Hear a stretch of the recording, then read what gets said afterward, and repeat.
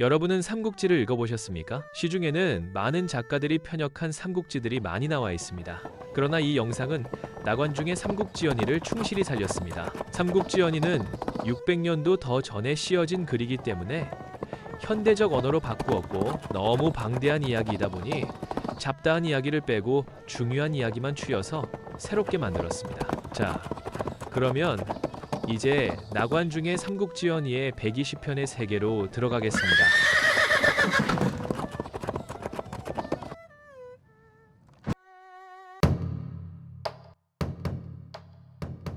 제21장 조조 앞에서 식은땀 흘린 유비, 영웅은 너와 나뿐이다.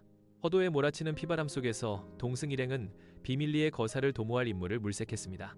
이때 서량의 태수마등이 조심스럽게 한 임무를 거론했습니다.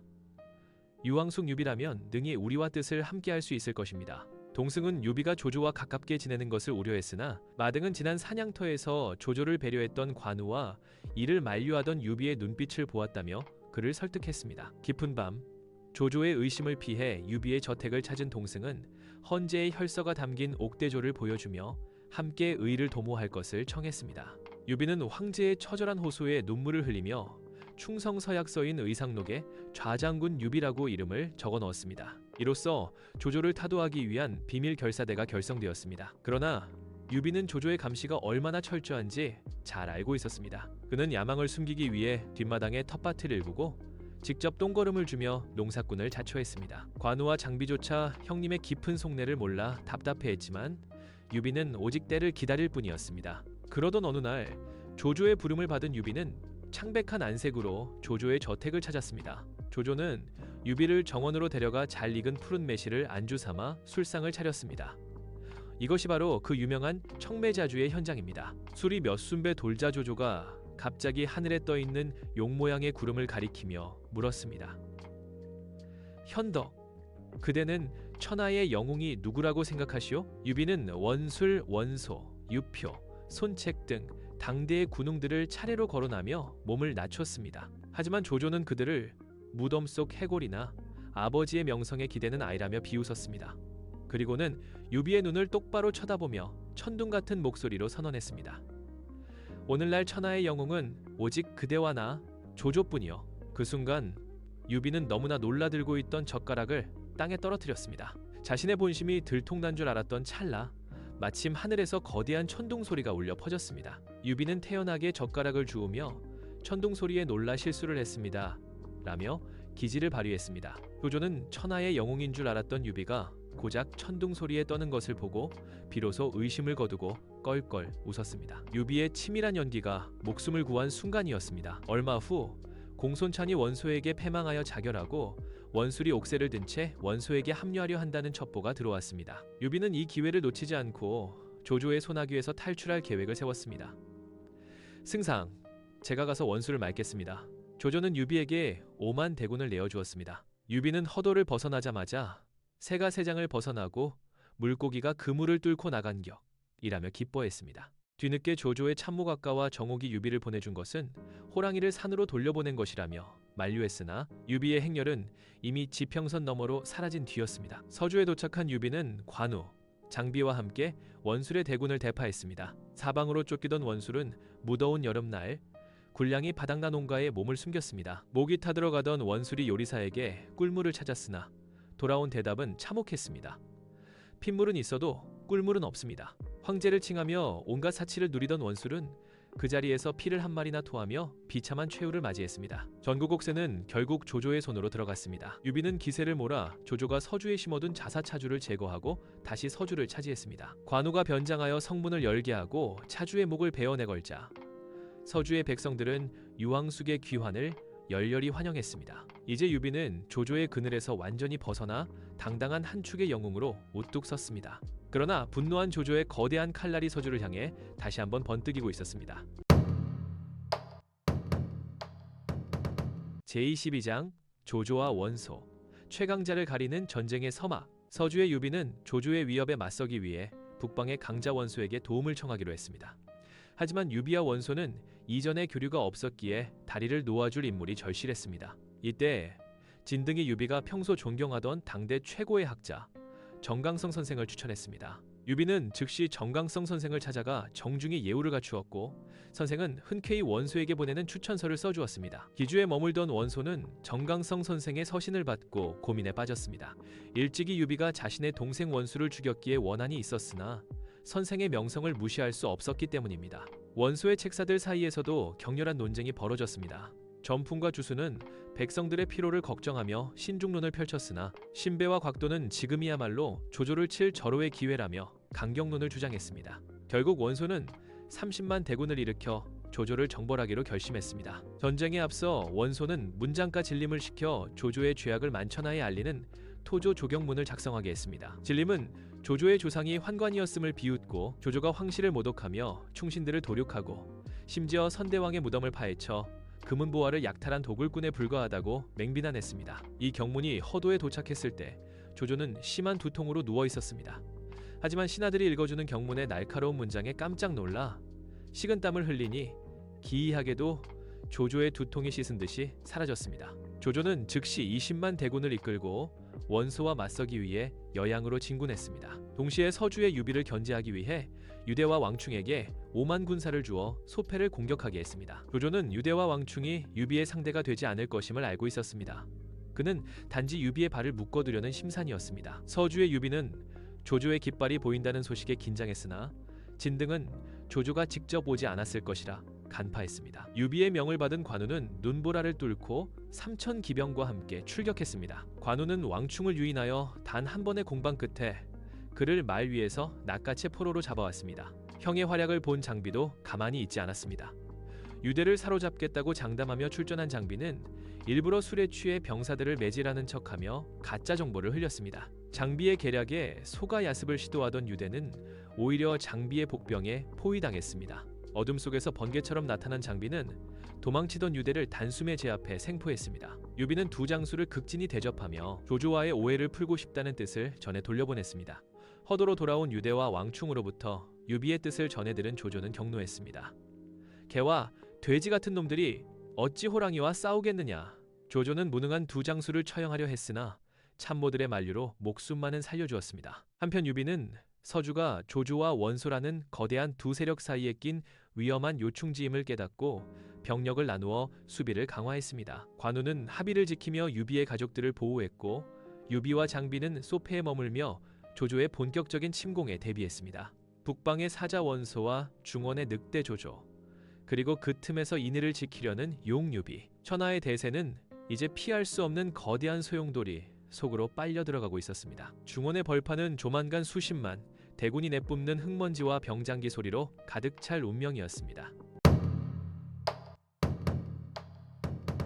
제23장 조조를 발가벗고 조롱한 미치광이 천재 예형. 천하의 권력을 쥔 조조는 유비에게 패하고 돌아온 유대와 왕충을 처형하려 했으나 공용의 만류로 목숨을 살려주는 대신 관직을 박탈했습니다. 조조는 장수와 유표를 굴복시키기 위해 먼저 유협을 보냈습니다. 이때 장수의 곁을 지키던 가우는 원소의 사자가 가져온 동맹 제안서를 원소의 면전에서 찢어버리며 오히려 조조에게 항복할 것을 권했습니다. 조조가 비록 세력은 약하나 황제를 모시고 있으며 개인적인 원한을 접을 줄 아는 큰 그릇이라는 이유였습니다. 조조는 항복해온 장수의 손을 잡고 사소한 잘못은 잊자며 그를 후대하여 세상을 놀라게 했습니다. 기세가 오른 조조는 유표까지 굴복시키려 했습니다. 이때 공용은 당대 최고의 천재이자 괴짜로 알려진 평원의 미영을 추천했습니다. 하지만 미영은 첫 만남부터 조조를 노골적으로 무시했습니다. 세상은 넓건만 어찌 이곳에는 인물이 단 한 명도 없단 말인가. 분노한 조조가 자신의 휘하에 있는 순욱, 순유, 곽가, 장료, 허저 같은 인재들을 자랑하자 미영은 차가운 비웃음을 흘리며 독설을 퍼부었습니다. 순욱은 문상객 노릇에나 적당하고 순유는 무덤 지키기에 딱이며 곽가는 시나 읍조릴 위인이지 천하를 논할 인재가 아니다. 장료는 북이나 치고 허저는 소나 몰면 딱이겠구나. 나머지는 그저 옷걸이나 쌀자루, 술통에 불과할 뿐이다. 조조는 참을 수 없는 모욕감을 느꼈으나 그를 죽여 편협하다는 비난을 듣고 싶지 않았습니다. 대신 그를 모욕하기 위해 연회장에 북치는 고수로 임명했습니다.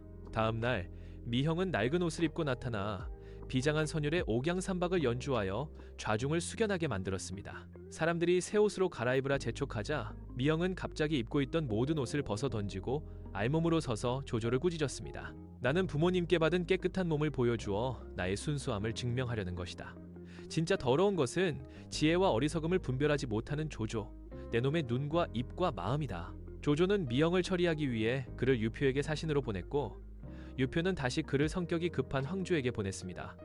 결국 미영은 황조를 사당의 신상처럼 재물만 받아먹고 아무 효험이 없는 존재라 비꼬다가 목이 잘려 앵무새 섬에 묻히고 말았습니다. 조조는 그의 죽음을 비웃으며 이비화를 불렀구나 라고 냉소했습니다. 한편 허도에서는 동승을 중심으로 한 조조 암살 음모가 절정으로 치닫고 있었습니다. 동승이 조조에 대한 원한으로 병이 들자 헌제는 어이 기평을 보내 그를 치료하게 했습니다. 기평은 동승의 잠꼬대를 통해 암살 계획을 알아챘고 손가락을 깨물어 피로 맹세하며 동참할 뜻을 밝혔습니다. 조조가 두통을 앓을 때 독약 한 사발이면 족합니다. 하지만 불행은 엉뚱한 곳에서 시작되었습니다. 동승의 하인 진경통이 첩과 눈이 맞아 매질을 당하자 앙심을 품고 조조의 저택으로 달려가 비밀결사의 명단을 모두 폭로해버린 것입니다. 다음 날 조조는 두통을 핑계로 기평을 불렀습니다. 기평은 기회라 생각하여 몰래 독을 탄 약을 가져왔으나 이미 모든 것을 알고 있던 조조는 기평에게 먼저 약을 맛보라고 다그쳤습니다. 정체가 탄로난 기평은 조조의 귀를 잡고 억지로 약을 들이부으려 했으나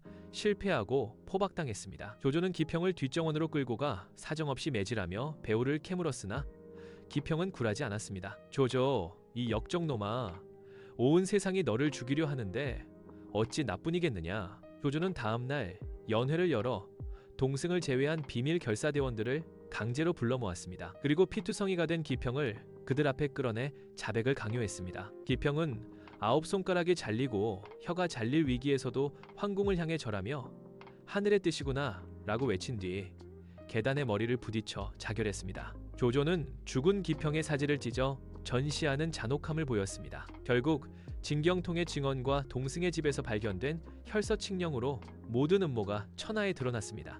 조조는 광기 어린 웃음을 터뜨리며 동승과 왕자부 등 일가족 700여 명을 남녀노소 가리지 않고 모조리 체포했습니다. 허도의 밤은 충신들의 비명과 피비린내로 가득 찼습니다. 분노가 머리 끝까지 치민 조조는 이제 헌제를 폐위시키고 스스로 황제의 자리에 오를 무서운 계획을 세우기 시작했습니다. 한나라 황실의 마지막 희망이었던 옥대조는 이렇게 처참한 비극으로 막을 내리고 있었습니다. 제14장 임신한 황후까지 죽이다니. 폭주하는 조조와 동승의 혈서. 조조는 동승의 집에서 발견된 옥대 속의 혈서 칙령과 충성 서약서를 보고 광기 어린 분노에 휩싸였습니다. 당장 헌제를 폐위하려 했으나 정옥의 만류로 일단 참았습니다. 하지만 복수심은 엉뚱한 곳으로 향했습니다. 조조는 동승과 왕자부 등 5충신은 물론 그들의 일가 친척 700여 명을 남녀노소 가리지 않고 여러 성문 밖으로 끌어내 처형했습니다. 허도의 하늘은 억울하게 죽어간 충신들의 비명과 피비린내로 가득 찼고 이를 지켜본 관리와 백성들은 옷소매를 적시며 통곡했습니다. 조조의 분노는 여기서 멈추지 않았습니다. 그는 서슬퍼런 칼을 들고 궁궐 내실로 들이닥쳤습니다. 당시 헌제는 복황후와 함께 동승의 소식을 걱정하고 있었습니다. 조조는 황제에게 소리를 질렀습니다. 동승이 반역을 꾀한 것을 아십니까? 황제가 벌벌 떨며 모른다고 답하자 조조는 비웃으며 혈서 칙령을 쓴 것도 잊으셨단 말입니까? 라며 다그쳤습니다. 조조는 황제가 가장 총애하던 후궁이자 동승의 누이인 동기비를 끌어내라 명했습니다. 그녀는 당시 임신 5개월이었습니다. 황제가 무릎을 꿇고 눈물로 애원하고 복황후가 아이를 낳은 뒤에 죽여달라고 간청했으나 조조는 냉혹했습니다. 동기비는 결국 궁궐 문 밖에서 비단띠에 목이 졸려 비참하게 생을 마감했습니다. 조조는 이후 자신의 허락 없이는 황실 친척 누구도 궁에 들지 못하게 엄명을 내리고 조옹에게 3,000명의 근위대를 주어 황제를 철저히 감시하게 했습니다. 이제 조조의 칼날은 서주의 유비를 향했습니다. 곽가의 조언에 따라 원소가 움직이기 전 유비를 먼저 치기로 한 조조는 20만 대군을 5갈래로 나누어 출정했습니다. 유비는 위기를 느끼고 손권을 원소에게 보내 구원을 청했습니다. 그러나 원소는 막내 아들이 옴에 걸려 사경을 헤매고 있다는 이유로 대업을 포기한 채 흐트러진 모습으로 앉아 있었습니다. 책사전풍이 조조가 비운 허도를 칠 천재일우의 기회입니다 라고 지팡이를 두드리며 간청했으나 원소는 끝내 군사를 움직이지 않았습니다. 원소의 지원이 없다는 절망적인 소식을 들은 유비는 장비의 제안에 따라 조조군이 도착하는 즉시 야습을 감행하기로 했습니다. 하지만 조조는 행군 중 바람에 깃발이 꺾이는 징조를 보고 유비의 기습을 미리 예견했습니다. 장비가 정예병을 이끌고 조조의 본진으로 돌격했으나 그곳은 텅 비어 있었습니다. 그 순간 8방향에서 조조의 복병이 쏟아져 나왔습니다. 장료, 허저, 서왕, 하우돈 등 명장들이 한꺼번에 덤벼들자 장비의 군대는 괴멸되었고 장비는 겨우 수십 기만 거느린 채 망탕산으로 도망쳤습니다.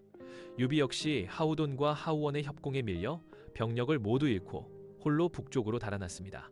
홀로 유랑하던 유비는 굶주림과 추위에 지쳐 쓰러지기 직전이었습니다. 이때 유한이라는 한 사냥꾼의 집에 당도하게 됩니다. 유한은 평소 존경하던 유왕숙을 모시게 되어 감격했으나 난세에 대접할 음식이 없어 발을 동동 굴렀습니다. 잠시 후 그는 귀한 늑대고기라며 따뜻한 고기 요리를 내왔고 굶주렸던 유비는 이를 감사히 먹고 기력을 회복했습니다. 하지만 다음날 아침 떠날 채비를 하던 유비는 부엌에서 믿을 수 없는 끔찍한 광경을 목격하고 비통한 피눈물을 흘려야 했습니다. 이 부분에 숨겨진 진실은 삼국지연의 전체를 통틀어 가장 충격적이고 잔혹한 일화로 꼽힙니다. 사냥꾼 유한이 바친 충성심의 실체는 현대의 윤리관으로는 차마 입에 담기 어려울 만큼 반인륜적이고 끔찍한 내용입니다. 저희 영상에서는 심의 규정과 시청자분들의 정서를 고려하여 이 비극적인 장면의 구체적인 묘사는 생략하겠습니다. 유한이 대접한 고기의 충격적인 진실이 궁금하신 분들은 인터넷에 삼국지 유한을 검색해 보시기 바랍니다. 그렇게 씻을 수 없는 비극을 뒤로하고 유비는 다시 길을 떠났습니다. 유비는 하루에 300리를 달리는 처절한 도주 끝에 청주에 도착하여 원소의 장남 원담을 만났습니다. 평소 유비를 흠모하던 원담은 그를 극진히 대접했고 이 소식을 들은 원소는 직접 성박 30리까지 나와 유비를 맞이했습니다. 원소는 아들의 병세가 나아지자 유비의 손을 잡고 평소 뵙기를 소원했습니다 라며 그를 반겼습니다. 유비는 서주를 잃고 가족과 생이별한 처지를 한탄하며 원소에게 몸을 의탁했습니다. 같은 시각 조조는 손쉽게 서주를 점령했습니다. 이제 남은 곳은 관우가 유비의 두 부인을 보호하며 지키고 있는 합의성뿐이었습니다. 조조는 관우의 무용과 충절을 탐내며 그를 죽이는 대신 수하로 얻고 싶어 했습니다. 맹장 장료가 설득하러 나서겠다고 자원했으나 정옥은 관우를 막다른 골목으로 몰아넣은 뒤에야 굴복시킬 수 있다며 거대한 덫을 놓기 시작했습니다. 의리와 배신 그리고 거대한 세력 다툼이 얽히고 설킨 합의의 밤은 소리 없이 깊어가고 있었습니다. 제25장 관우가 조조에게 무릎 꿇은 세 가지 조건. 항복의 진실. 합의성이 불길에 휩싸이자 관우는 홀로 작은 언덕인 토산으로 후퇴하여 고립되었습니다. 조조는 관우의 무용을 아껴 그를 사로잡으려 했고 오랜 친구인 장료를 보내 항복을 권유했습니다. 관우는 처음에 죽음으로 결백을 증명하려 했으나 장료는 유비와의 맹세를 지키지 못하고 가족을 보호하지 못하며 한실 부흥의 기회를 버리는 세 가지 죄를 짓게 될 것이라며 그를 설득했습니다. 깊은 고민 끝에 관우는 조조가 아닌 한나라 황실에 항복한다는 점, 유비의 두 부인에게 황숙의 봉급을 줄 것, 그리고 형님 유비의 행방을 알게 되면 언제든 떠나겠다는 세 가지 파격적인 조건을 내걸었습니다. 조조는 관우를 얻기 위해 이 모든 조건을 기꺼이 수용했습니다. 허도로 돌아오는 길, 조조는 관우의 마음을 시험하기 위해 유비의 두 부인과 한 방에 머물게 했으나 관우는 밤새 문 밖에서 촛불을 켜고 책을 읽으며 한치의 흐트러짐도 보이지 않았습니다. 조조는 감탄하며 허도에서 관우에게 비단 옷과 금은 보화 그리고 미녀 10명을 하사했습니다. 하지만 관우는 미녀들을 형수들의 시중을 들게 하고 금은 보화는 창고에 쌓아둔 채 유비가 준 낡은 도포 위에 조조가 준 새 옷을 덧입으며 오직 유비만을 그리워했습니다. 어느 날 조조는 관우의 말이 수척한 것을 보고 과거 여포가 탔던 보물 중의 보물 적토마를 선물했습니다. 관우는 처음으로 조조에게 2번 절하며 크게 기뻐했습니다. 조조가 미녀와 금에는 꿈쩍도 않더니 어찌 말 한 마리의 일이 기뻐하느냐고 묻자 관우는 대답했습니다. 이 말은 하루에 1000리를 달리니 형님의 행방만 알면 하루 만에 달려갈 수 있지 않겠습니까? 조조는 관우의 변치 않는 충심에 놀라면서도 내심 씁쓸함을 감출 수 없었습니다. 이 무렵 원소는 유비의 권유와 정강성 선생의 편지에 힘입어 조조를 치기 위해 30만 대군을 일으켰습니다. 원소의 맹장 알량은 10만 선봉대를 이끌고 백마벌판을 피로 물들였습니다. 조조가 보낸 송원과 위속은 알량의 칼날 아래 단 몇 합도 버티지 못하고 목이 달아났고 조조의 자랑인 서왕마저 20판 만에 패퇴하여 돌아왔습니다. 조조군의 장수들은 알량의 무시무시한 위용에 겁에 질려 감히 나서는 자가 없었습니다. 조조는 결국 최후의 수단으로 관우를 불렀습니다. 관우는 두 형수에게 작별 인사를 고하며 가서 형님의 소식을 꼭 알아오겠다고 약속하고 백마로 달려갔습니다. 조조와 함께 언덕에 올라 알량의 진영을 바라본 관우는 차가운 미소를 지었습니다. 깃발이 숲을 이루고 창칼이 번뜩이는 하북의 대군을 보며 조조가 걱정하자 관우는 호기롭게 말했습니다. 제 눈에는 저들이 그저 흙으로 빚은 닭이나 개처럼 보일 뿐입니다. 조조가 금갑옷을 입고 호령하는 알량을 가리키자 관우는 다시 한번 비웃었습니다.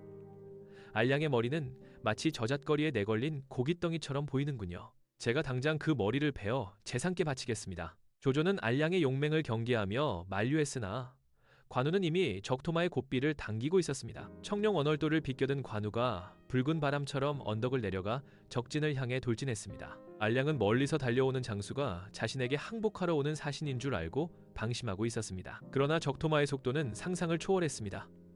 알량이 미처 반응하기도 전에 관우의 청룡도가 번개처럼 허공을 갈랐습니다. 단 한 칼이었습니다. 하북의 맹장 알량은 비명 한 번 지르지 못한 채 말 아래로 고꾸라졌고 관우는 태연히 그의 머리를 베어 허리춤에 찼습니다. 10만 대군은 관우의 귀신 같은 기세에 눌려 길을 내주었고 관우는 홀로 적진을 뚫고 조조 앞에 돌아와 알량의 머리를 땅에 던졌습니다. 천하가 관우의 이름 아래 벌벌 떨게 될 거대한 폭풍의 시작이었습니다. 제26장 알량과 문추를 단칼에 베어버린 관우의 무력. 관우에게 맹장 알량을 잃은 원소는 분노하여 유비를 끌어내 참수하려 했습니다. 그러나 유비는 침착하게 원소를 설득했습니다. 천하의 얼굴 붉고 수염 긴 자가 어디 운장 하나뿐이겠습니까? 조조가 이간질을 꾸민 것이 분명합니다. 우유부단한 원소는 유비의 말에 금세 마음을 돌리고 알량의 복수를 위해 또 다른 맹장 문추를 출격시켰습니다. 알량과 형제처럼 지내던 문추는 복수심에 불타오르며 10만 대군을 이끌고 황하를 건너 연진으로 향했습니다. 유비는 관우의 생사를 확인하기 위해 문추의 군대 후미를 따랐습니다. 조조는 문추의 대군에 맞서기 위해 순유의 계략을 따랐습니다. 보급 부대를 선두에 세워 적을 유인하는 유적지계였습니다. 문추의 병사들이 널려진 군수품을 줍느라 대열이 흐트러지자 조조의 복병이 쏟아져 나왔습니다. 문추는 혼란 속에서도 용맹을 떨치며 장료의 투구에 화살을 명중시키고 서왕을 단숨에 물리쳤습니다. 조조군의 맹장들이 줄줄이 패퇴하자 마침내 관우가 나섰습니다. 역적 문추야, 계속 거라. 관우의 고함 소리와 함께 적토마가 바람처럼 내달렸습니다. 문추는 창을 들어 맞섰으나 관우의 섯을 퍼런 기세에 눌려 세합을 버티지 못하고 말머리를 돌려 도망쳤습니다. 하지만 적토마는 그 어떤 말보다 빨랐습니다. 관우는 순식간에 문추의 뒤를 쫓아가 청룡 언얼도로 그의 머리를 베어버렸습니다. 알량에 이어 문추까지 하북의 두 기둥이 관우의 칼날 아래 무너졌습니다. 멀리서 이 광경을 지켜본 유비는 붉은 얼굴과 긴 수염 그리고 휘날리는 깃발에 적힌 한수정호 관우라는 글자를 보고 그가 자신의 아우임을 확신하며 기쁨과 안도의 한숨을 내쉬었습니다. 패전의 책임을 묻는 원소 앞에서 유비는 다시 한번 기지를 발휘했습니다. 운장이 조조에게 있는 것은 사실이나 제가 편지를 보내 부르면 그는 천리를 마다하지 않고 달려올 것입니다. 그러면 영공께서는 알량과 문추보다 더 뛰어난 장수를 얻게 되는 것입니다. 원소는 유비의 말에 솔깃하여 그를 살려주었습니다. 한편 허도로 돌아온 관우는 연암의 황건적을 토벌하러 나섰다가 우연히 손권을 만나 유비가 원소에게 의탁하고 있다는 소식을 듣게 되었습니다. 형님의 생사를 확인한 관우는 더 이상 지체할 이유가 없었습니다.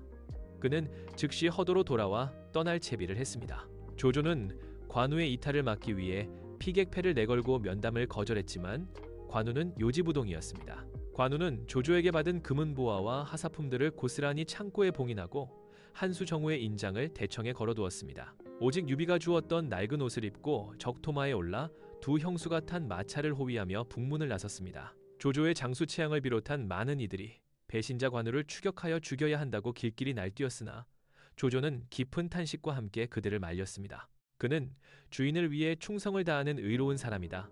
그를 쫓지 마라. 관우는 홀로 천리길을 떠났습니다. 그의 앞에는 5개의 관문과 6명의 장수가 가로막고 있었지만 형제를 만나려는 그의 일념을 막을 수 있는 것은 세상에 아무것도 없었습니다. 청룡 언얼도의 서늘한 칼날이 다시 한번 피를 부를 준비를 마친 채 관우의 위대한 여정 5관 6참의 서막이 오르고 있었습니다. 제27장 막는 자는 다 벤다.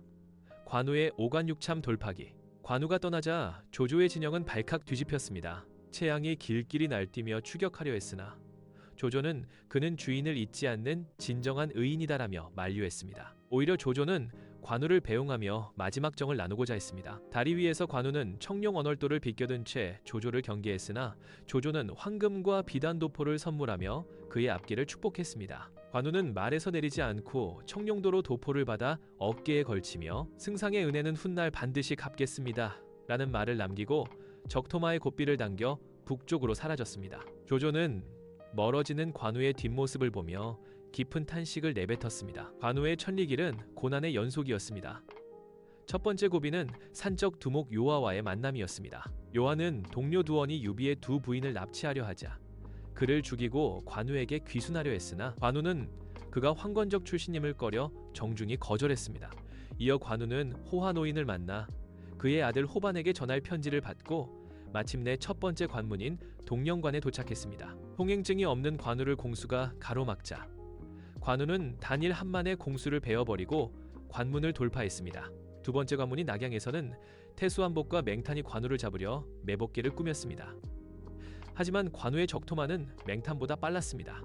관우는 도망치는 맹탄을 허리까지 베어버리고 성문 위에서 화살을 쏘는 한복마저 단칼에 처단했습니다. 화살에 맞은 팔에서 피가 흘렀지만 관우는 멈추지 않았습니다. 세 번째 관문인 기수관에서는 변희가 진국사 승려들을 동원해 도부수 매복을 꾸몄습니다. 하지만 관우와 동양인 승려보정의 암시 덕분에 위기를 모면한 관우는 변희를 두 동강 내고 다시 길을 떠났습니다. 형양태수 왕식은 겉으로는 웃으며 관우를 맞이했으나 속으로는 관우가 머무는 역관을 불태워 죽일 흉계를 꾸몄습니다.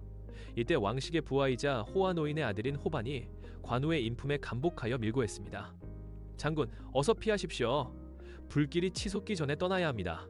관우는 호반의 도움으로 성을 빠져나온 뒤 뒤쫓아온 왕식을 단칼에 베어버렸습니다. 마지막 관문인 황하 나루토에서는 하우돈의 부장 진기가 길을 막아섰습니다. 날개가 달려도 이 강은 건널 수 없다 라고 호언장담하는 진기에게 관우는 분노의 일갈을 날렸습니다. 알량과 문추도 내 칼에 죽었다. 내 놈이 감히 나를 막느냐. 관우의 청룡도가 번쩍이자 진기의 머리는 땅에 떨어졌습니다. 이로써 관우는 5 관문을 돌파하고 6 장수를 베는 오관육참의 전설을 완성했습니다. 황하를 건너 하북으로 들어선 관우는 손권을 만나 유비가 원소를 떠나 연암으로 갔다는 소식을 들었습니다. 그토록 그리던 형님을 만날 수 있다는 생각에 관우의 가슴은 벅차올랐습니다. 하지만 그때 뒤에서 흙먼지를 일으키며 또 다른 추격대가 나타났습니다. 선두에는 외눈의 맹장 하우돈이 창을 겨누며 달려오고 있었습니다. 하지만 그때 뒤에서 흙먼지를 일으키며 또 다른 추격대가 나타났습니다. 선두에는 외눈의 맹장 하우돈이 창을 겨누며 달려오고 있었습니다. 관우, 개섰거라. 내 부장들을 죽인 죄를 묻겠다. 천리길을 달려온 관우와 복수심에 불타는 하우돈. 두 맹장에 피할 수 없는 대결이 다시 한번 중원의 대지를 뒤흔들려 하고 있었습니다. 과연 관우는 이 마지막 위기를 넘기고 유비와 재회할 수 있을까요?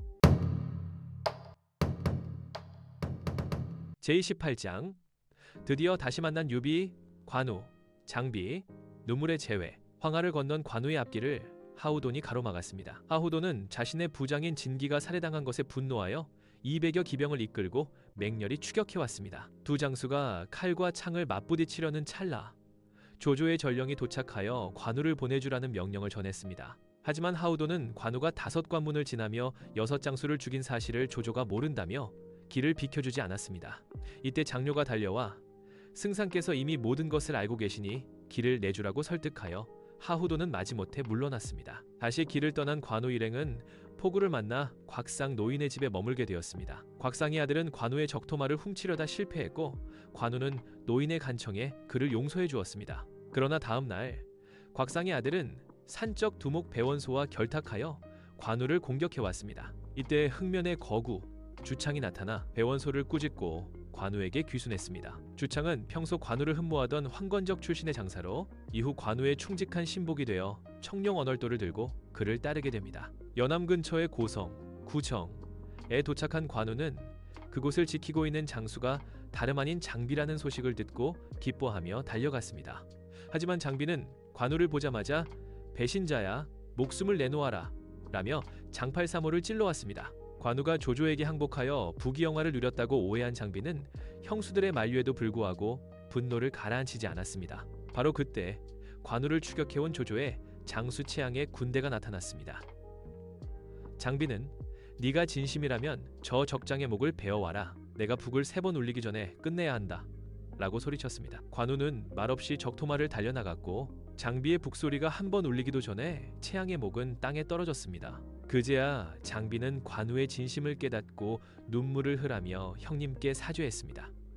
형제는 뜨겁게 포옹하며 그간의 회포를 풀었습니다. 관우는 유비가 원소에게 의탁하고 있다는 소식을 듣고 손권과 함께 하북으로 향했습니다. 유비는 원소에게 형주 유표를 설득하겠다는 핑계를 대고 간신히 탈출하여 관우와 재회했습니다. 돌아오는 길에 관우는 관정 노인의 집에 들러 그의 차남 관평을 양아들로 삼았습니다. 그리고 와우산에서 산적 배원소를 죽이고 산채를 차지한 장수와 마주쳤는데 그는 다름 아닌 조자룡이었습니다. 공손찬이 죽은 후 유비를 찾아 천하를 떠돌던 조자룡은 마침내 주군을 만나 감격의 눈물을 흘렸습니다. 유비, 관우, 장비 삼형제와 조자룡, 그리고 미축, 송권 등 충신들이 고성에 모두 모였습니다. 흩어졌던 영웅들이 다시 하나로 뭉치자 고성의 하늘에는 서광이 비치고 백성들은 환호했습니다.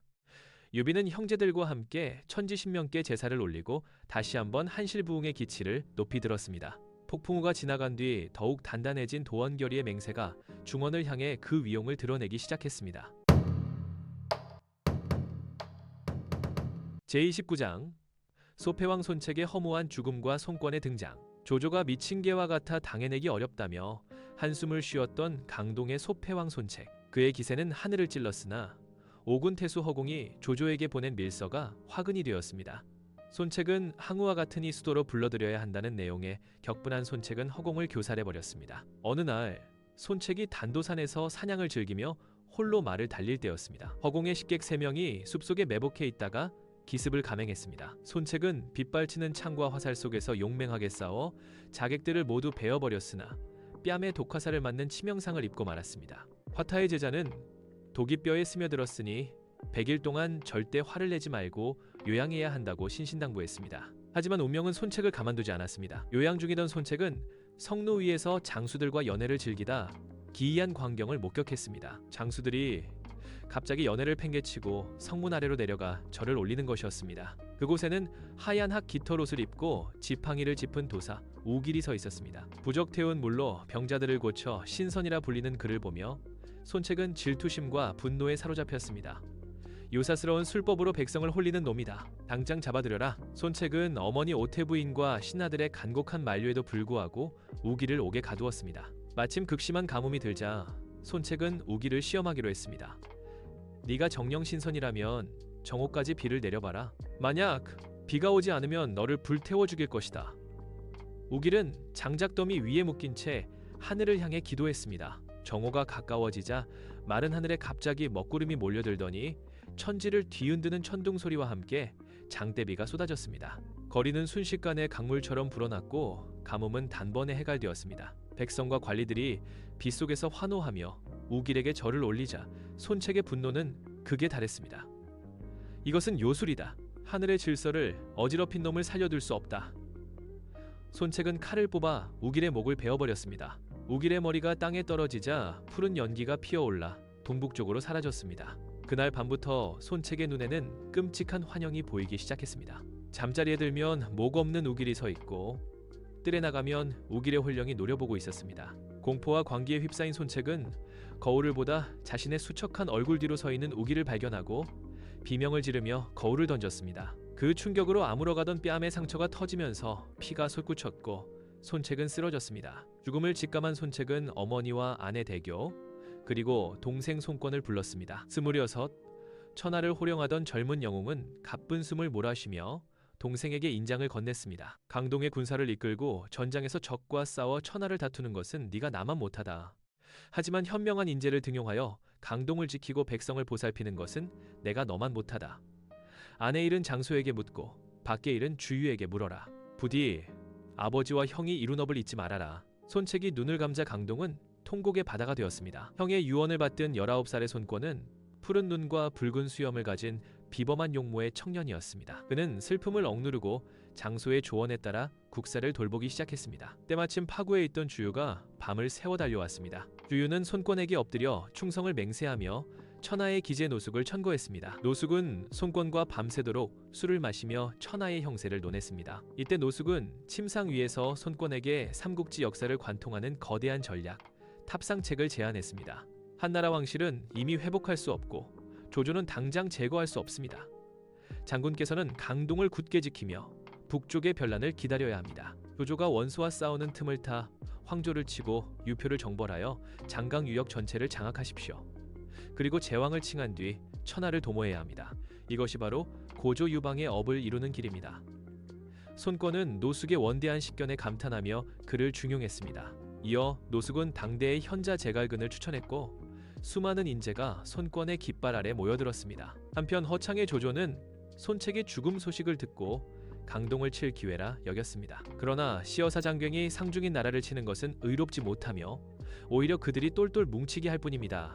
라며 만류했습니다. 조조는 이를 받아들여 손권을 토로장군에 임명하고 장경을 강동으로 보내 회유했습니다. 이로써 강동은 안정을 되찾고 새로운 주인을 중심으로 굳게 뭉쳤습니다.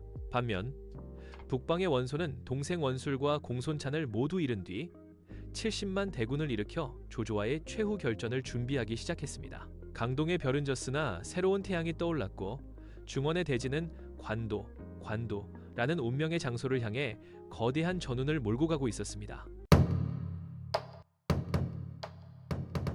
제30장 조조가 맨발로 뛰어나가 맞이한 남자. 관도대전의 승부수. 관도에서 대치한 조조와 원소의 싸움은 점점 치열해지고 있었습니다. 원소는 흑산을 쌓아 조조의 진영을 내려다보며 화살을 퍼부었지만 조조는 유협이 고안한 발석거, 투석기를 이용해 원소군의 막루를 박살내며 버텼습니다. 병력거라 불린 이 기계가 돌을 날릴 때마다 천지를 뒤흔드는 소리가 났고 원소군은 공포에 떨었습니다. 원소군이 땅굴을 파고 들어오자 조조군은 참호를 파서 물을 채워 막아냈습니다. 하지만 조조에게 가장 무서운 적은 원소가 아니라 배고픔이었습니다. 군량이 바닥나자 조조는 철군을 심각하게 고민했습니다. 그러나 허창을 지키던 순욱은 편지를 보내 지금 물러나면 모든 것이 끝입니다. 관도는 천하의 운명을 가를 목입니다. 끝까지 버티십시오라며 조조의 마음을 다잡았습니다. 이때 원소 진영에서는 결정적인 균열이 일어났습니다. 원소의 책사 허유가 조조군의 식량이 바닥났다는 첩보를 입수하고 허창 기습을 제안했습니다. 하지만 원소는 허유의 가족들이 부정을 저질렀다는 보고를 받고는 그의 계책을 듣기는커녕 더러운 놈이 어디서 낯짝을 들이미느냐며 내쫓아버렸습니다. 모욕감을 느낀 허유는 그 길로 말을 달려 조조의 진영으로 향했습니다. 한밤중 허유가 왔다는 소식을 들은 조조는 너무나 기쁜 나머지 신발 신는 것도 잊은 채 맨발로 뛰쳐나가 그를 맞이했습니다. 조조는 허유의 손을 잡고 웃으며 말했습니다. 자원이 왔으니 이제 나의 대업은 이루어졌어. 허유는 조조에게 단도직입적으로 물었습니다. 군량은 얼마나 남았어? 조조가 1년, 반년이라며 둘러대자 허유는 자리를 박차고 일어나려 했습니다. 그제야 조조는 사실대로 말하자면 한 달도 버티기 힘드오라며 진실을 털어놓았습니다. 이에 허유는 비장의 계책을 내놓았습니다. 원소의 70만 대군을 먹일 군량이 오소에 쌓여 있습니다. 그곳을 지키는 순우경은 술주 정뱅이이니 오늘 밤 기습하여 불태워버리면 원소의 군대는 사흘 안에 무너질 것입니다. 조조는 즉시 정예 기병 5천을 뽑았습니다. 원소군의 깃발을 들고 야암을 틈타 적의 검문소를 통과하는 대담한 작전이었습니다. 운명의 그날 밤 오소의 밤하늘에는 별들이 총총했습니다. 감옥에 갇혀있던 저수는 별자리의 이변을 보고 원소에게 오소의 위기를 알렸으나 술에 취한 원소는 이를 무시하고 잠자리에 들었습니다. 오소에 도착한 조조군은 지체 없이 불을 질렀습니다. 산더미처럼 쌓여있던 식량 창고가 불길에 휩싸이자 밤하늘은 대낮처럼 밝아졌습니다. 술에 취해 자고 있던 순우경은 제대로 싸워보지도 못한 채 사로잡혔고 조조는 그의 코와 귀를 잘라 원소에게 보냈습니다. 타오르는 오소의 불길은 하북의 운명이 끝났음을 알리는 봉화와도 같았습니다. 원소는 오소가 공격당한다는 소식에 당황하여 장압과 고람에게 조조의 본진을 공격하게 했습니다. 하지만 조조의 본진은 철통 같았고 오히려 장압과 고람은 곽도의 모함을 받아갈 곳을 잃고 조조에게 투항해버렸습니다. 주력 장수들마저 잃은 원소군은 모래성처럼 무너져 내렸습니다. 70만 대군이 흩어지는 아비규환 속에서 원소는 겨우 800기만을 이끌고 황하를 건너 도망쳤습니다. 조조는 승리 후 원소와 내통했던 아군들의 편지 뭉치를 발견했지만 원소가 강성할 때는 나도 두려웠는데 하물며 부하들이랴 라며 모두 불태워버려 인심을 얻었습니다. 관도대전의 승패는 이렇게 갈렸습니다. 제31장 하북의 지배자 원소, 그 허망한 최후와 몰락. 관도대전에서 참패한 원소는 겨우 800여 기병을 이끌고 여양으로 도망쳤습니다. 밤이 되자 패잔병들의 통곡 소리가 들려왔고 원소는 옥에 갇힌 충신 전풍의 충언을 듣지 않은 것을 뼈저리게 후회했습니다. 하지만 간신봉기는 전풍이 주군의 패배를 비웃었다며 모함했고 이성을 잃은 원소는 보검을 보내 전풍을 자결하게 했습니다. 대장부가 주인을 잘못 만나 억울하게 죽는구나. 전풍의 비통한 유언과 함께 하북의 기둥은 하나둘씩 무너져 내렸습니다. 원소는 기주로 돌아와 재기를 노렸으나 후계자 문제를 둘러싸고 신배, 곽도 등 신하들의 파벌 싸움은 더욱 격해졌습니다. 원소는 막내 아들 원상을 총애했으나 장남 원담의 세력을 무시할 수 없어 결단을 내리지 못했습니다. 이때 조조가 다시 대군을 이끌고 하북을 침공했습니다.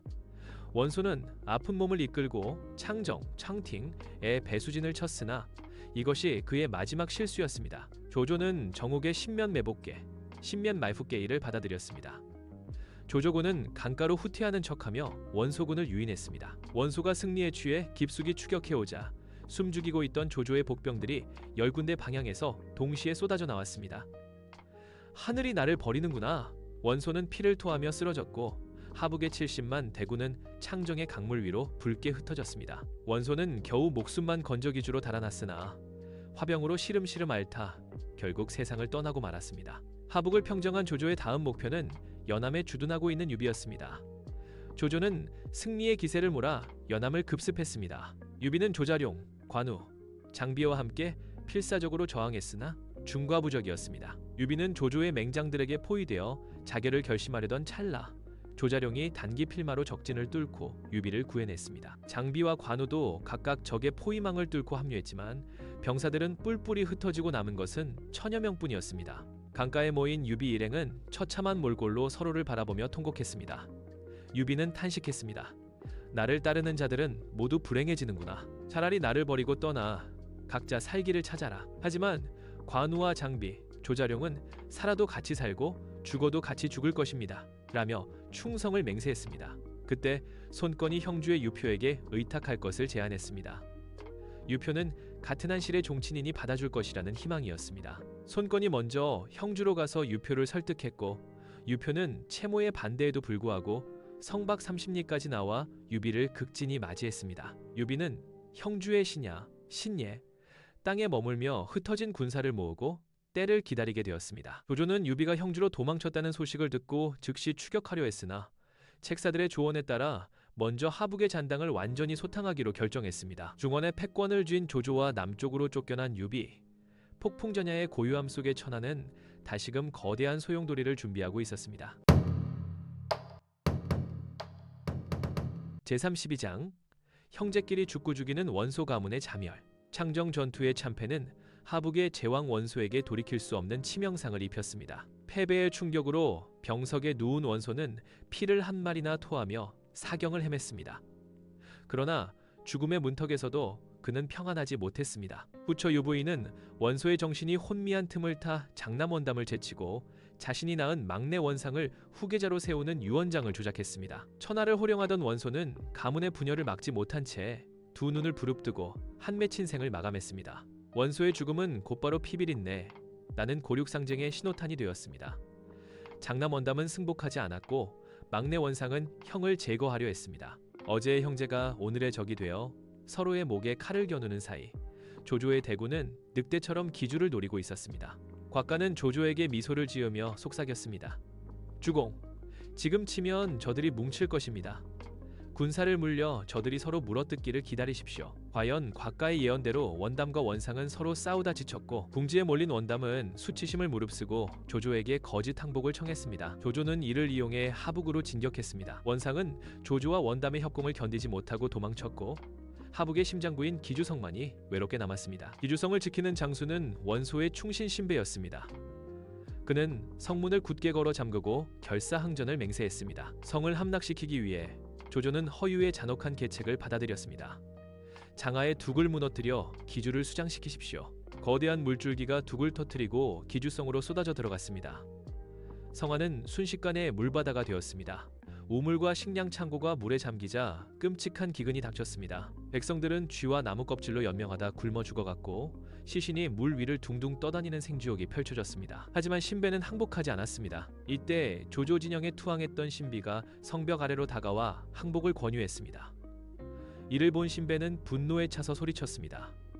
저 배신자의 혀를 뽑아라. 신배는 성안에 남아있던 신비의 일가족 80여 명을 성벽 위로 끌고 나왔습니다. 그리고 신비가 보는 앞에서 남녀노소를 가리지 않고 모조리 목을 베어 성 아래로 던져버렸습니다. 피가 빗물처럼 쏟아지는 참혹한 광경에 조조군마저 할 말을 잃었습니다. 그러나 철옹성 같던 기주도 내부의 배신으로 무너졌습니다. 신배의 조카 시명이 조조와 내통하여 몰래 성문을 연 것입니다. 성문이 열렸다. 돌격하라. 조조의 10만 대군이 성난 파도처럼 성 안으로 밀려들었습니다. 신배는 칼을 뽑아 들고 거리로 뛰쳐나와 싸웠습니다.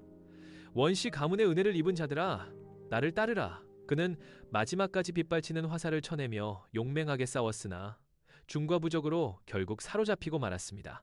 포박당한 채 조조 앞으로 끌려온 신배. 그의 눈빛은 형형하게 빛나고 있었습니다. 조조는 그의 기계에 감탄하여 회유했습니다. 그대의 충심은 가상하다. 이제라도 내게 항복하면 목숨은 살려주겠다. 하지만 신배는 단호하게 고개를 저었습니다. 살아서는 원시의 신하고 죽어서는 원시의 귀신이 될 뿐이다. 어서 내 목을 쳐라. 형장에 선 신배는 망나니를 꾸짖었습니다. 내 주군이 계신 북쪽은 적이다. 나를 북쪽으로 무릎 꿇게 하라. 신배는 끝내 북쪽을 향해 절을 올린 뒤 칼날을 받았습니다. 하북의 마지막 충신이 쓰러지자 기주의 백성들은 소리 죽여 울었습니다. 조조조차 그의 죽음을 안타까워하며 성북쪽에 정중히 묻어주었습니다. 한편 함락된 기주성 깊은 곳 원소의 저택에서는 또 다른 운명의 만남이 기다리고 있었습니다. 칼을 든 조비가 원소의 며느리 견씨의 방문을 박차고 들어가는 순간 하북의 역사는 피와 눈물 그리고 새로운 로맨스로 뒤엉키기 시작했습니다. 제33장 사막을 건너 북방을 평정한 조조의 카리스마. 기주성의 굳게 닫힌 성문이 마침내 열렸습니다. 신배의 장렬한 죽음과 함께 하북의 심장부는 조조의 소나귀에 떨어졌습니다. 승리의 함성이 기주를 뒤덮을 때 조조의 장남 조비는 칼을 빼들고 바람처럼 원소의 저택으로 내달렸습니다. 피냄새와 화약 연기가 자욱한 저택의 구석방. 그곳에는 두 여인이 서로를 부둥켜 안고 공포에 떨고 있었습니다. 원소의 처 유부인과 며느리 견씨였습니다. 조비가 서슬퍼런 칼을 들어 베려던 찰나 유부인이 며느리의 얼굴을 감싸고 있던 더러운 옷자락을 걷어올렸습니다. 순간 흙먼지와 눈물로 얼룩진 얼굴 사이로 옥처럼 투명한 피부와 구름 같은 머릿결이 드러났습니다. 마치 어둠 속에서 붉은 광채가 뿜어져 나오는 듯한 절세의 미모였습니다. 천하를 호령하던 원소 가문의 며느리라는 비극적인 운명 앞에서도 그녀의 아름다움은 조비의 살기를 단숨에 녹여버렸습니다. 내가 너희 가문을 지켜주겠다.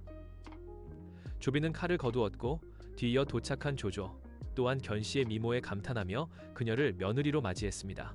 기주를 평정한 조조는 가장 먼저 옛 친구이자 라이벌이었던 원소의 묘소를 찾았습니다. 차가운 묘비 앞에 술을 올리며 조조는 통곡했습니다. 본초여, 젊은 시절 천하를 논하며 그대가 묻고 내가 답하던 때가 엊그제 같은데 어찌하여 우리는 이렇게 되었는가? 그것은 승자의 오만이 아닌 시대를 함께 풍미했던 영웅에 대한 진심 어린 애도였습니다. 조조는 원소의 유족을 후대하고 기주 백성들의 세금을 면제해주며 민심을 다독였습니다. 하지만 승리에 도취한 자의 말로는 비참했습니다.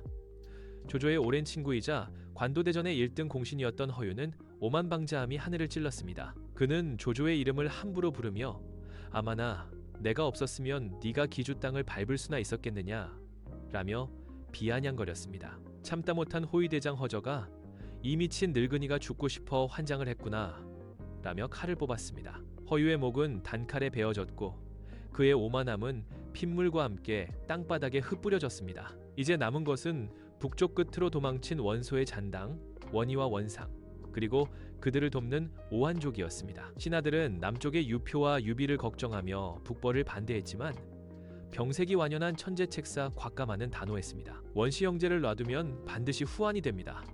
병사는 귀하고 신속해야 합니다.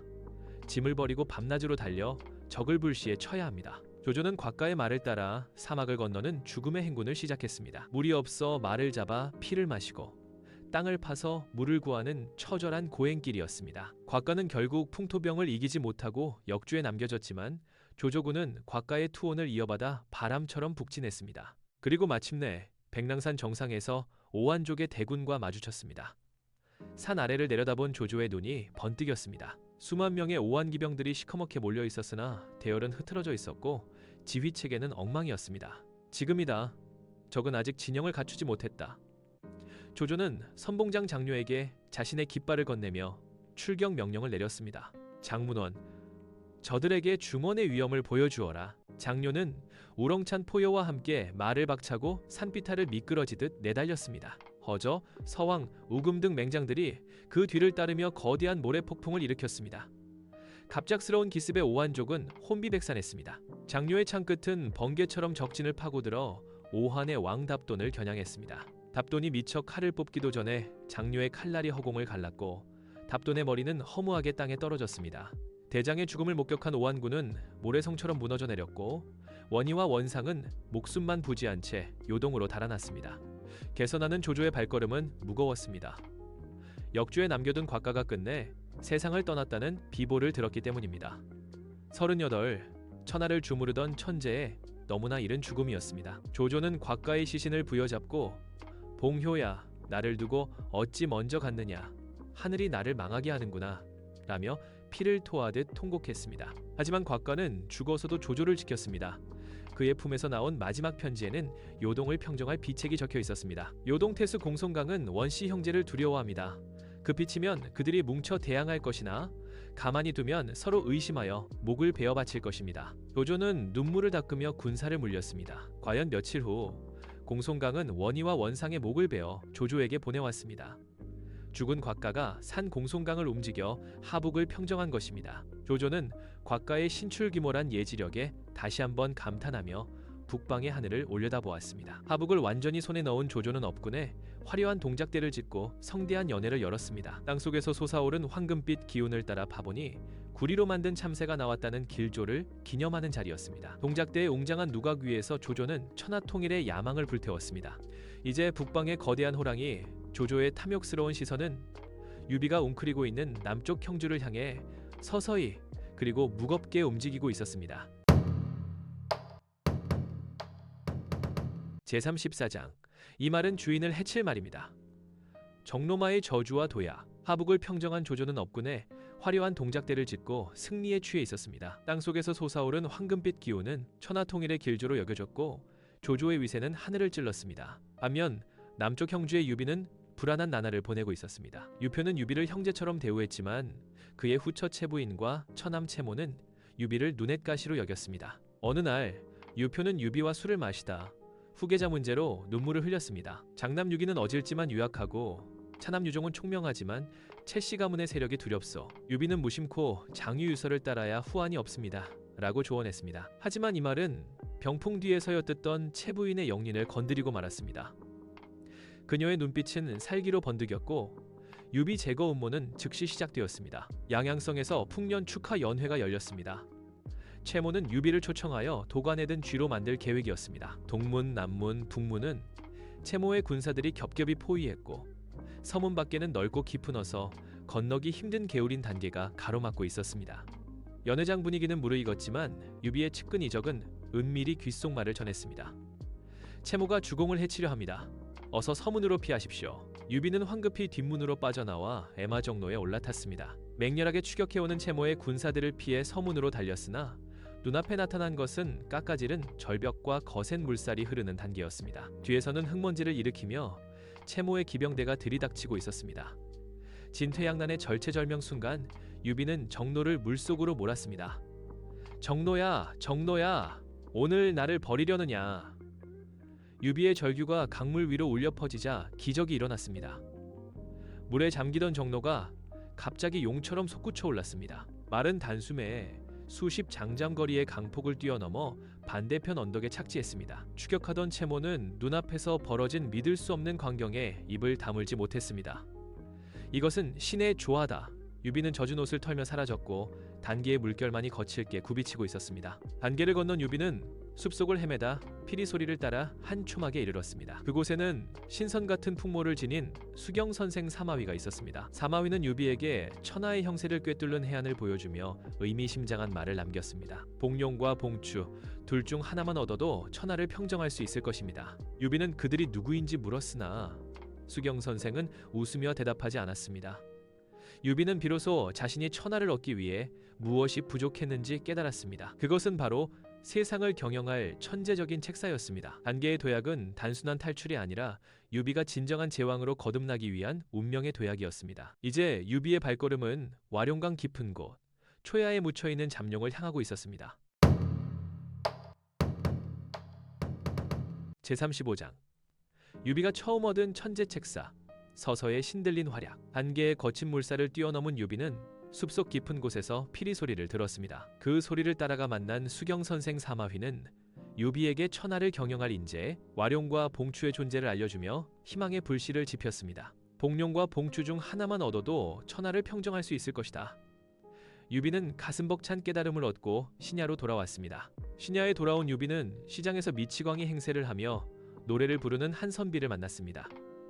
그는 바로 서서, 자는 원직이었습니다. 서서는 유비의 애마 정로를 보며 주인을 해칠 말이라며 시험했으나 유비가 사람의 생사는 말에 달린 것이 아니다 라고 답하자 그의 인품에 감복하여 책사가 되기로 결심했습니다. 유비는 드디어 천하를 논할 지혜로운 머리를 얻게 된 것입니다. 한편 조조의 명을 받은 조인은 이만 5천 대군을 이끌고 신야를 공격해왔습니다. 선봉장 여광과 여상이 기세등등하게 쳐들어왔으나 서서의 신묘한 계략 앞에 추풍 낙엽처럼 무너졌습니다. 조자룡의 창이 여광을 꿰뚫고 장비의 사모가 여상을 베어버렸습니다. 첫 승리의 기쁨도 잠시. 분노한 조인은 직접 대군을 이끌고 쳐들어와 그 유명한 팔문 금세진을 펼쳤습니다. 성루에 올라 적진을 내려다보던 서서는 미소를 지었습니다. 저것은 팔문 금세진입니다. 흉문, 길문, 경문 등 8개의 문으로 이루어져 있어 잘못 들어가면 살아나오지 못합니다. 하지만 약점이 있습니다. 조자룡 장군은 동남쪽 생문으로 들어가 서쪽 경문으로 빠져나오십시오.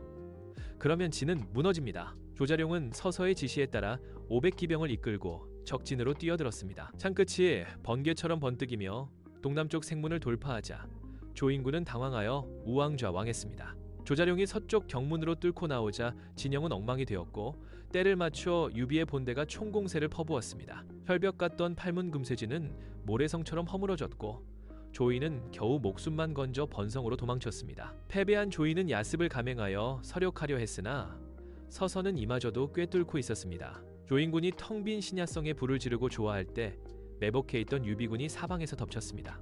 강가로 도망치던 조인군은 관우가 막은 물길에 휩쓸려 수많은 병사가 수장되었습니다. 완벽한 승리였습니다. 서서의 지략 덕분에 유비는 처음으로 조조군을 상대로 통쾌한 대승을 거두었습니다. 하지만 승리의 기쁨은 오래가지 않았습니다. 서서의 존재를 알게 된 조조가 서서의 어머니를 이용해 비열한 계략을 꾸미기 시작했기 때문입니다. 천하를 얻기 위한 유비의 여정은 또다시 거대한 시련을 마주하고 있었습니다. 제36장 와룡을 찾으시오. 떠나는 서서가 남긴 결정적 한마디. 팔문 금세진을 깨뜨리고 조인을 격퇴한 유비의 기세는 하늘을 찔렀습니다. 패배한 조인은 야습을 감행했으나 서서의 신묘한 계략에 또다시 참패했습니다. 서서가 미리 준비한 불화살이 밤하늘을 수놓자 조인의 진영은 불바다가 되었고 관우와 장비가 퇴로를 막아 조인군은 강물에 수장되었습니다. 완벽한 승리였습니다. 유비는 서서의 손을 잡고 선생 덕분에 비로소 눈을 떴습니다 라며 기뻐했습니다. 하지만 조조의 책사정옥은 비열한 계략을 꾸몄습니다. 서서가 효자라는 점을 이용해 그의 어머니를 허창으로 납치하고 필체를 위조해 거짓 편지를 보낸 것입니다. 네가 오지 않으면 어미는 죽는다. 편지를 받은 서서는 통곡하며 유비에게 하직 인사를 올렸습니다. 어머니가 볼모로 잡혔으니 제 마음이 어지러워 더는 주공을 도울 수가 없습니다. 이별의 날 유비와 서서는 서로의 손을 놓지 못하고 눈물을 흘렸습니다. 선생을 보내는 내 마음이 베어지는 것 같습니다. 서서가 말을 타고 떠나자 유비는 그 뒷모습이 사라질 때까지 바라보며 안타까워했습니다. 숲이 시야를 가리자 유비는 채찍으로 나무를 가리키며 소리쳤습니다. 저 나무들을 모조리 베어버려라. 내 선생을 보는 것을 방해하지 않느냐. 그때 멀어지던 서서가 갑자기 말을 돌려 돌아왔습니다. 유비는 기쁜 마음에 달려갔으나 서서는 다시 돌아온 것이 아니었습니다. 그는 말 위에서 마지막 선물을 남겼습니다. 제가 경황이 없어 잊을 뻔했습니다. 이곳 양양성박이 심리융중이라는 곳에 천하를 덮을 기재가 숨어 있습니다. 성은 제갈이요. 이름은 량, 자는 공명이라 하며 스스로를 와룡이라 칭합니다. 그를 얻으신다면 천하를 얻으실 것입니다. 유비는 깜짝 놀라 물었습니다. 선생과 비교하면 어떻습니까? 서서는 고개를 저으며 대답했습니다. 저 따위는 반딧불이에 불과하고 그는 하늘에 뜬 달과 같습니다. 관중과 아기에 비할 만한 불세출의 영웅입니다. 서서의 말은 유비의 가슴에 천둥소리처럼 울려 퍼졌습니다.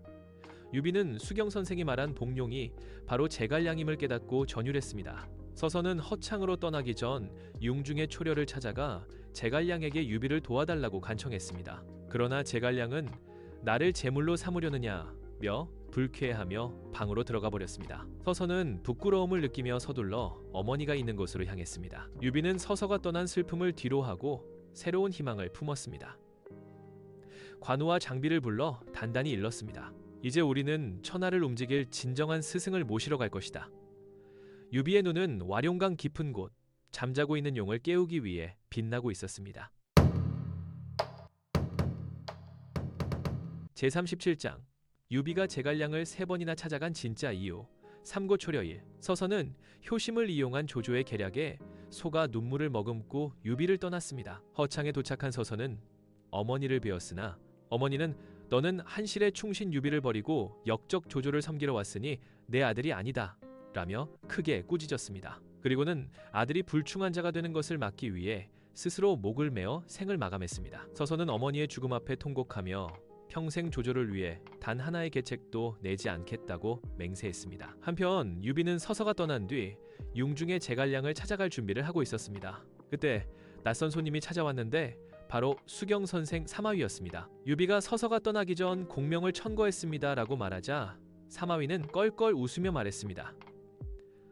서서가 굳이 공명을 나오게 했군요. 공명은 스스로를 관중과 아기에 비유하지만 내 생각에는 주나라를 세운 강태공이나 한나라를 세운 장자방에 비견될 만한 인물입니다. 그 말에 관우와 장비는 놀라움을 감추지 못했습니다. 사마휘는 와룡이 주인을 만났으나 때를 잘못 만났구나 라는 알 수 없는 말을 남기고 호련히 사라졌습니다. 다음 날 유비는 관우, 장비와 함께 융중으로 향했습니다. 멀리서 들려오는 농부들의 노랫소리에 귀를 기울이며 도착한 와룡강의 초가집. 하지만 그곳에는 공명이 없었습니다. 동자가 나와 선생님은 아침 일찍 나가셨는데 언제 오실지 모릅니다 라고 답했습니다. 유비는 아쉬운 마음에 유비가 다녀갔다 전해주게라는 말만 남기고 발길을 돌려야 했습니다. 돌아오는 길에 공명의 친구 최주평을 만나 천하의 이치에 대해 들었지만 공명은 끝내 만나지 못했습니다. 며칠 후 유비는 sak풍이 몰아치는 한겨울에 다시 융중을 찾았습니다. 장비는 일개촌부를 보러 눈보라를 뚫고 가야 합니까? 라며 불평했지만 유비의 의지는 꺾이지 않았습니다. 눈 덮인 산길을 헤치고 도착한 초가집. 안에서는 글 읽는 소리가 들려왔습니다. 유비는 공명이라 확신하고 절을 올렸으나 그는 공명의 동생 제갈균이었습니다. 형님은 며칠 전 친구들과 여행을 떠나셨습니다. 또다시 허탕을 친 유비는 실망감을 감추지 못했습니다. 유비는 붓을 들어 편지 한 통을 남겼습니다. 한실이 기울고 간신히 날뛰니 백성의 고통이 극에 달했습니다. 선생의 큰 재주로 천하를 구해주십시오. 다시 찾아뵙겠습니다. 편지를 남기고 돌아오는 길, 작은 다리 위에서 당나귀를 타고 실을 읊는 노인을 만났습니다.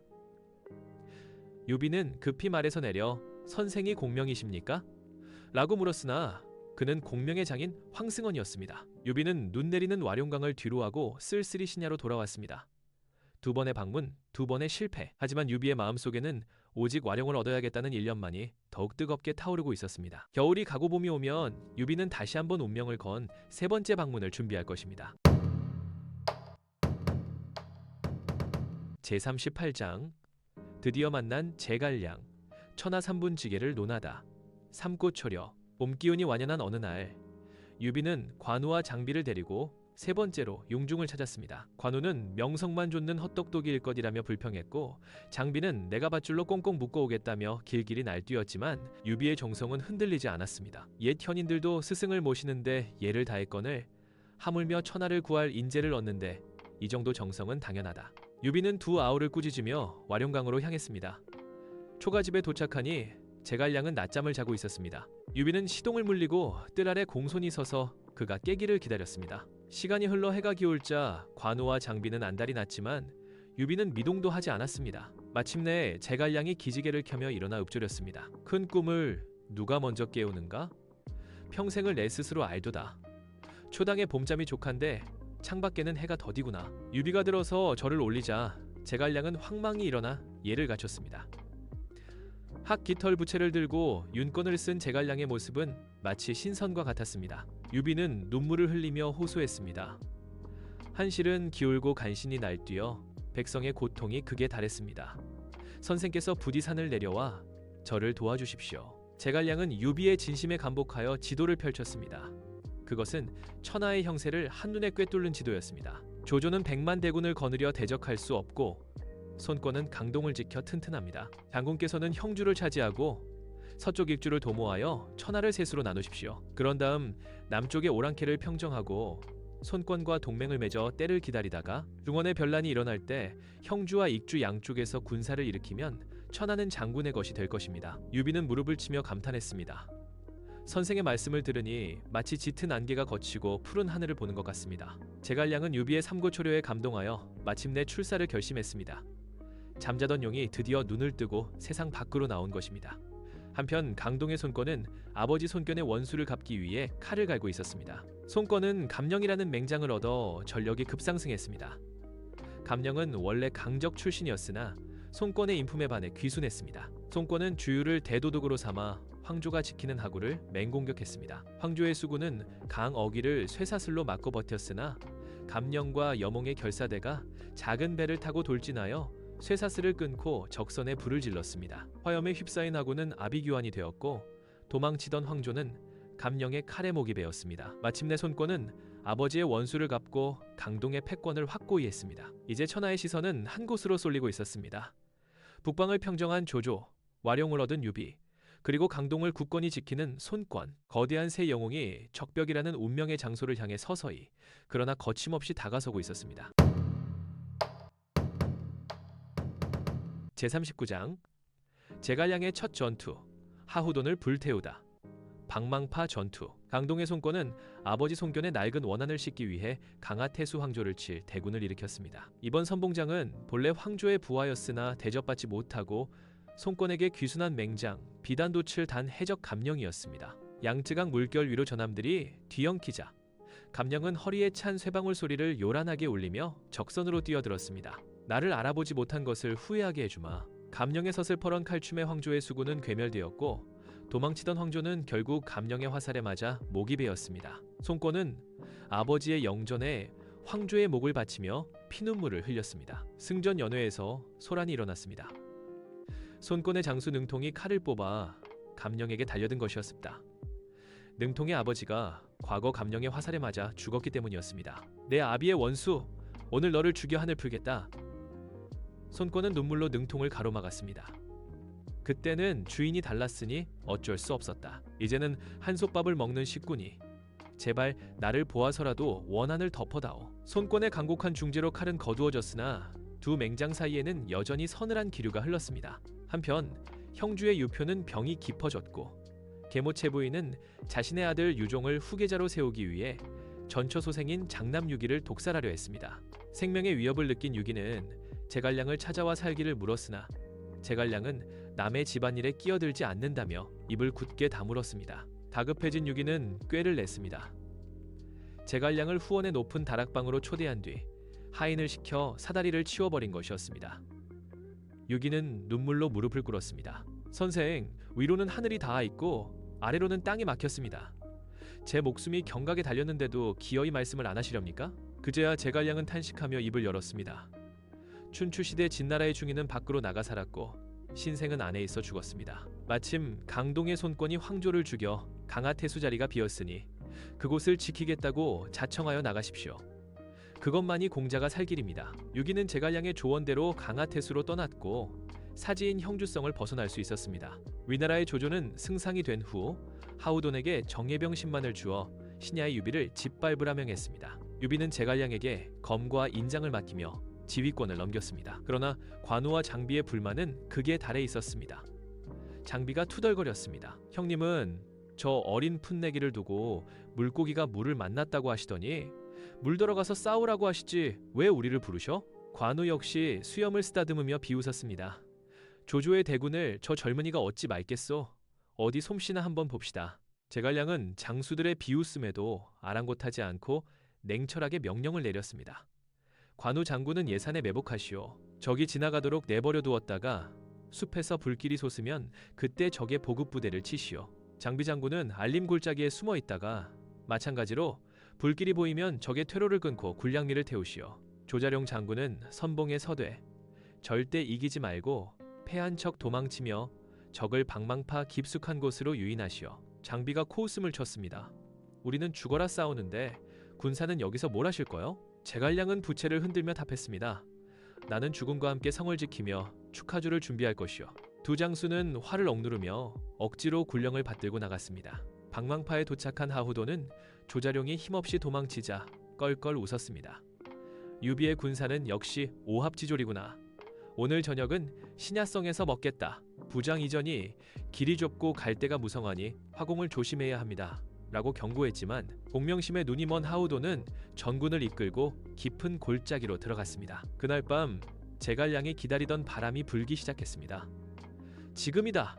불을 질러라. 매복해 있던 유비군이 일제히 횃불을 던지자 마른 갈대밭은 순식간에 거대한 화염지옥으로 변했습니다. 흐아! 불이다! 매복이다! 10만 대군은 불길 속에 갇혀 아비규환이 되었습니다. 그때 퇴로를 막아선 장비가 천둥 같은 고함을 지르며 적의 군량미를 태워버렸고 관우는 혼란에 빠진 적의 허리를 끊었습니다. 도망치던 조자룡마저 말머리를 돌려 반격해오자 하우도는 검게 그을린 얼굴로 겨우 목숨만 건져 달아났습니다. 전투가 끝난 새벽 승전고를 울리며 돌아오는 관우와 장비의 눈앞에 제갈량이 마중을 나왔습니다. 관우와 장비는 즉시 말에서 내려 제갈량 앞에 넙죽 엎드렸습니다. 군사는 진정 귀신 같은 분이십니다. 저희가 몰라 뵙고 무례를 범했습니다. 방망파를 태운 불길은 조조의 10만 대군뿐만 아니라 유비군 내부에 있던 불신의 벽까지 모조리 태워버렸습니다. 비로소 제갈량은 유비군의 진정한 군사로 인정받게 되었습니다. 제40장 조조의 50만 대군이 몰려온다. 불타는 신야성. 물고기가 물을 만났다고? 삼고초려 끝에 와룡 제갈량이 유비의 군사가 되자 신야성은 묘한 긴장감에 휩싸였습니다. 평생 전장을 누빈 관우와 장비에게 새파랗게 젊은 제갈량은 그저 입만 산 서생으로 보였습니다. 형님은 물고기가 물을 만났다고 좋아하시지만 저 어린 친구가 칼이나 제대로 휘두르겠습니까? 두 아우가 불만을 터뜨릴 때 조조의 맹장 하우돈이 10만 대군을 이끌고 신야를 짓밟기 위해 내려온다는 급보가 날아들었습니다. 유비가 지휘권을 맡기자 제갈량은 차갑고도 침착하게 검과 영패를 꺼내 들었습니다. 제갈량은 지도를 펼치고 단호하게 명령을 내렸습니다. 관우는 군사 1000명을 이끌고 예산에 매복했다가 불길이 솟으면 적의 치중대를 치시오. 장비는 알림 뒤에 숨어 있다가 적의 군량미를 태우고 퇴로를 끊으시오. 조자룡은 선봉에 서되 절대 이기지 말고 패에 달아나며 적을 유인하시오. 관우가 수염을 쓰다듬으며 비꼬듯 물었습니다. 우리 보고 사지로 나가라 하고 군사는 성 안에서 무엇을 하실 거요? 제갈량이 부채를 흔들며 답했습니다. 나는 성 안에서 주군을 모시고 승전보를 기다릴 것이요. 장비는 우리는 피를 흘리는데 혼자 편히 앉아 구경이나 하겠다 라며 이를 갈았지만 유비의 언명이 서린 검과 영패 앞에 억지로 말머리를 돌렸습니다. 하후돈의 오만과 의심 하후돈의 10만 대군이 일으킨 흙먼지가 하늘을 뒤덮으며 방망파 입구에 들어섰습니다. 선봉장 조자룡이 몇 탑 겨루지도 않고 비겁하게 도망치자 하후돈은 큰 웃음으로 웃었습니다. 유비놈들이 겁을 먹었구나. 쥐새끼 같은 놈들 단숨에 신야까지 밀어붙여라. 하지만 방망파는 길이 좁고 양옆으로 마른 갈대와 덤불이 무성한 위험한 골짜기였습니다. 부장 이전이 길이 험하고 날이 건조하니 화공을 조심해야 합니다. 라고 말꼬리를 잡았지만 승리에 도취한 하우도는 겁쟁이 같은 소리 마라. 전군을 깊숙한 골짜기 안으로 몰아넣었습니다. 아비규환의 화염지옥 사방이 고요해진 한밤중 갑자기 거센 밤바람이 불어오기 시작했습니다. 제갈량이 기다리던 신호였습니다. 쏴라. 제갈량의 명이 떨어지기 무섭게 골짜기 위에서 수만 발의 화전이 비처럼 쏟아졌습니다. 불이다. 매복이다. 순식간에 말은 갈대밭은 거대한 화로가 되었습니다. 붉은 화염은 굶주린 뱀처럼 구불거리며 조조군 10만을 집어삼켰고 매캐한 검은 연기가 달빛을 가렸습니다. 말들은 불길에 놀라 주인을 내팽개쳤고 병사들은 퇴로를 찾지 못해 서로를 밟고 밟히며 타 죽어갔습니다. 그때 거대한 불벽을 뚫고 관우와 장비가 맹수처럼 튀어나왔습니다. 관우의 칼날은 도망치는 적의 허리를 베었고 장비의 장사모는 적의 군량 수레를 잿더미로 만들며 퇴로를 완전히 봉쇄했습니다. 태산을 알아보지 못했습니다. 전투가 끝나고 신야성 전체에 승전고가 울려 퍼졌습니다. 하후도는 검게 그을린 얼굴로 겨우 목숨만 건져 달아났고 조조의 10만 대군은 방망파의 잿더미 속에 묻혔습니다. 관우와 장비가 성으로 돌아왔을 때 제갈량은 미리 준비해둔 축하 연회장에서 유비와 함께 그들을 맞이했습니다. 수레 위에서 가볍게 부채를 흔들며 미소 짓는 제갈량을 보자 두 장수는 말에서 내려 넙죽 머리를 조아렸습니다. 군사는 참으로 귀신 같은 분이십니다. 저희가 눈이 멀어 태산을 알아보지 못하고 무례를 범했습니다. 부디 용서해 주십시오.